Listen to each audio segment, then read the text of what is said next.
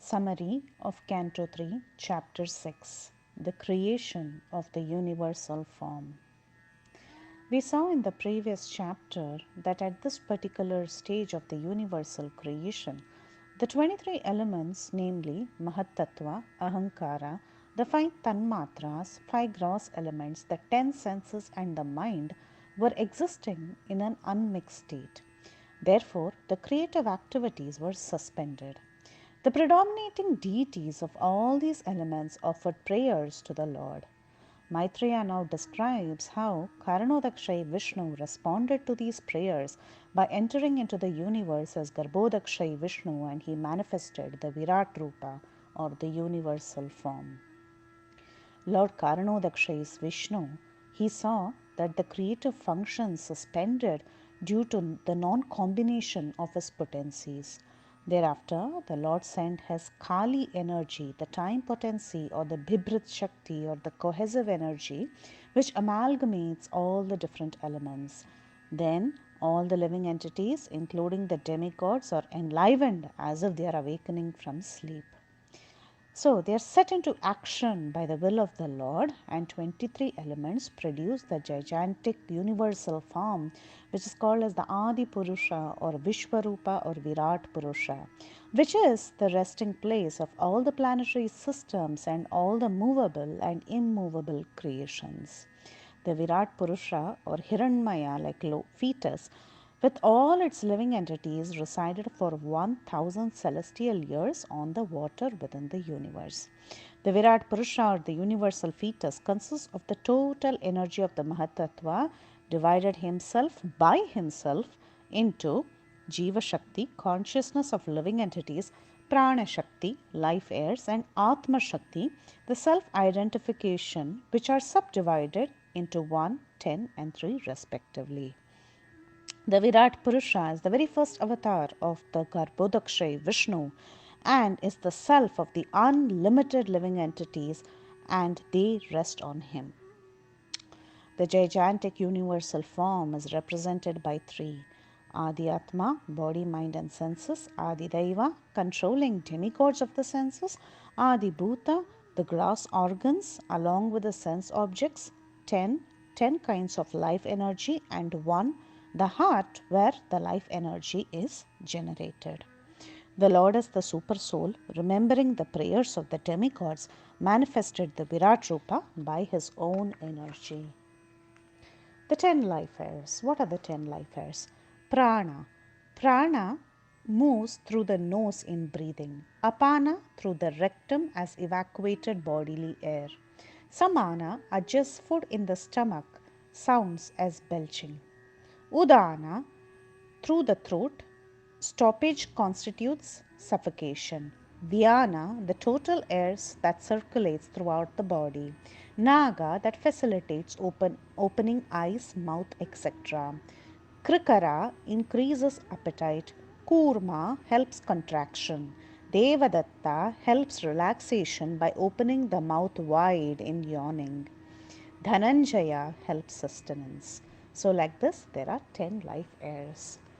Now, the manifestation of different demigods from universal form is described.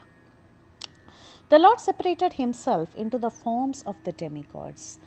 The following describe when the different locations are generated in the universal form with presiding deity, which presiding deity will reside there along with the sense organ, and what is the sense object or action of that organ. So this will be described in detail. The gross organ is the mouth. For the mouth, the sense organ is voice, and the controlling deity is fire or Agni, and the sense object is how one expresses oneself in words. So like this, one by one, all these aspects of the Virat Rupa will be discussed. After the mouth, the next is the palate. The gross organ is the palate. The sense organ is the tongue. The controlling deity is Varuna. The sense object is to taste everything. Next is nostrils. Nostrils is the gross organ. The sense organ is the nose. The controlling deity is the Ashwini Kumaras, and the sense object is to smell the aroma of everything. Next is Akshini, the gross organ. The sense organ is eyesight. The controlling deity is Surya or the sun, and the sense object is to see various forms. The gross organ is the charma or the skin. The sense organ is also skin. The controlling deity is Anila or wind god, and the sense object and activity is to realize tactile through touch. The gross organ next is ear or karna, and the sense organ is the hearing principle, shrota, and the controlling deity is the dig devatas, and the sense object and activity is to hear different sounds. Next is the skin, which is the gross organ. The sense organ is the hairs on the skin or the roma, and the controlling deity is the trees personified. The sense object is itching and happiness because of touch. The next is the genitals, which is the gross organ. The sense organ is the subtle sense organ which emits the semen. The controlling deity is the Prajapati, and the sense object and activity is sex pleasure, and that can be enjoyed through the genitals. Next, the gross organ is evacuating channel or the anus, and the sense organ or the Adhyatma is the organ of evacuation, which is called as Payuna. And the controlling deity is Mitra, and with that one can pass stool. Next is the hands, the Hastau, and the hands, the sense organ is the hands which perform buying and selling, and the controlling deity is Indra, and the sense object and its activity is the transaction of business for one's livelihood. Next is Padav or the feet. The sense organ is the feet, Gatya, and the controlling deity is Vishnu, and with that one moves to one's destination. Next is intelligence, which is the gross organ.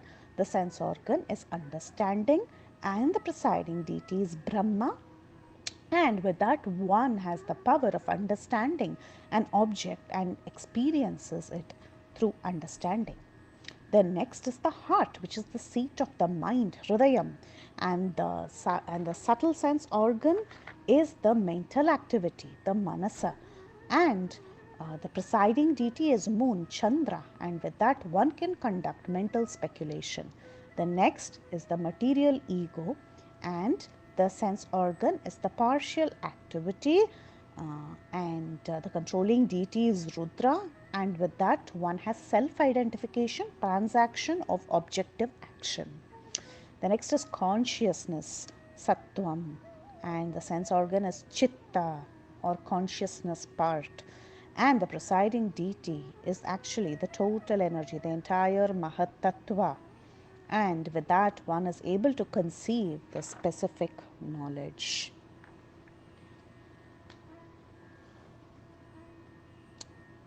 Next, from verses 27, we see that there is a description of the development of planets and living entities and various varnas within this universe. So the head of the Virat Rupa manifested as the heavenly planets, and the people who reside there are the denizens of the demigods who are in Sattvaguna. From the Virat Rupa's legs, the earthly planets were manifested, and the human beings who are in Rajoguna reside there.